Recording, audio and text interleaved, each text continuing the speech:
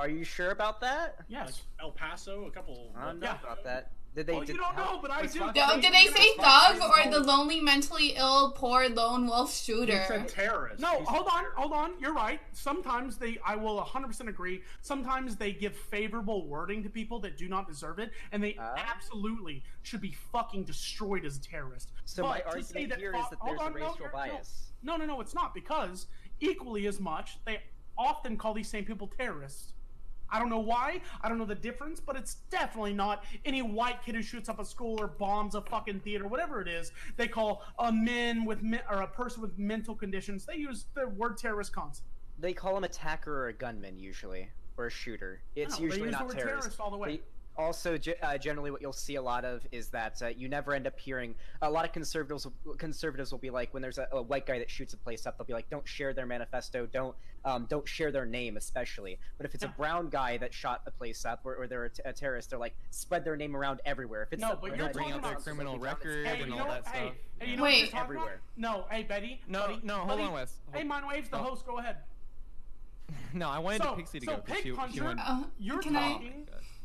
Okay, Pixie, go ahead. Yeah, Wes, please. This is why I brought up Fun World earlier, and it got kind of like diverted. But yeah, I was trying to make a similar point to Pig Puncher. That, and outside, you might be like, these are just fucking Pepe clowns. Like, it's nothing serious. That has never been said on Fox News. No, but let me talking about that. Yeah, let me clarify. I thought that was the topic, and Fox News now they clarified terrorism. Let her go, Wes. Jesus. Hey, Mindwaves, if she contradicts herself, I can defend her. I mean, I'm not contradicting myself. Like, this is what I'm trying to say. At the surface level, it might not be like that, but when somebody starts pointing it out to you and you start realizing, holy shit, like maybe 90% of the time Fox News uses like thug with black person instead of a white person, even though there's a 10% white person time. Or for example, in the whole Front World scenario, that 90% of these memes actually have to do with like incinerating like Jewish people, on whether it was real or not. Then you start to pick up on those cues more easily, right? Pixie,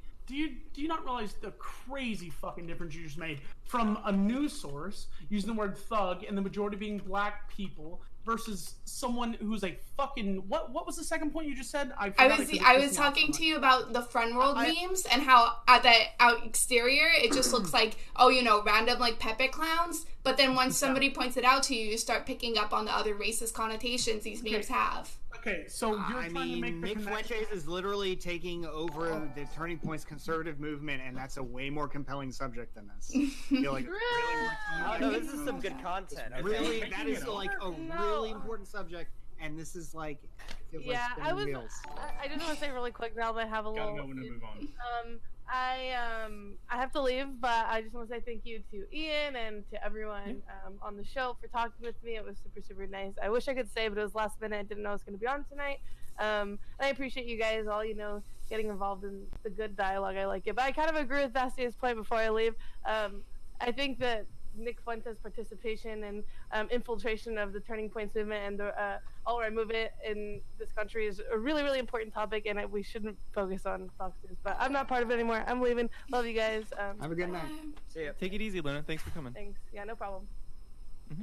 All right, I'll have to fix y'all's name tags. So I do want to stop talking about dog whistles because I don't know what the fuck Wes's prerogative is here. What?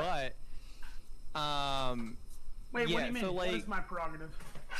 As far as like what the fuck, what's your underlying point? No. Like, I can't tell if you're trying to argue that like dog whistles are a thing and effective, or if they aren't a thing and effective. But in the sense that you're over exaggerating them, and this is the issue I have, and this is why I can't go full left, is that everyone wants to point out the shit that supports their argument so fucking hard and ignore the things that do not.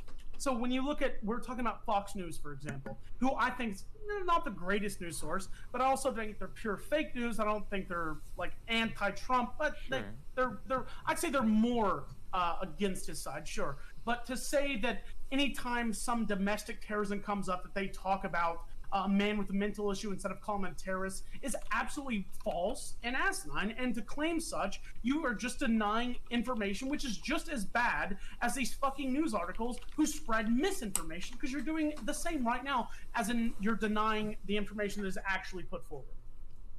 When you say the information that's actually put forward, what are you referring to? The shit that isn't wrong. The shit that they're not trying to paint them in a good light. but everyone only remembers when they put them in a bad light or when they put them in a good light because they disagree with the way they report news and the news that they do report. Yet completely, as I've just proven trying to talk about this, they ignore the fact when they put them in a bad light. Like Fox News never calls these people terrorists. Go fuck yourself, dude. Everyone calls them fucking terrorists in every news source, and any news source who did not do such would be completely eradicated off the face of U.S. television or news sources. Like, the commanding news source.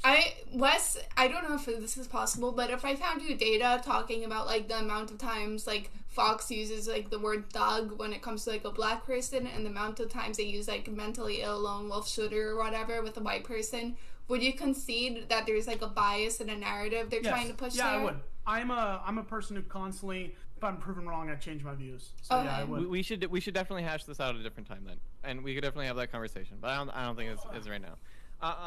So I guess we like, as far as the Charlie Kirk thing, I don't know, but like, did y'all see that recently Milo Yiannopoulos leaked the audio of Richard Spencer going on a tirade in response to the aftermath of like the Unite the Right rally that he organized? Because yeah, so like I wanted to throw this out to Pig Puncher. Like, what did you think when you heard that clip? Hey, that's the closest I've come to losing No Nut November right there. It was hilarious. If we could play it on stream, I'd like to, but it would be TOS. But yeah, Exactly, he had a mental breakdown. Like, it sounded like listening to a cartoon villain, like just falling apart after failing in his plot for world domination. It's so good, and it's so pathetic. Like you've got nothing to hold on to in this life except the imagined pride that comes with like, I'm part of a group.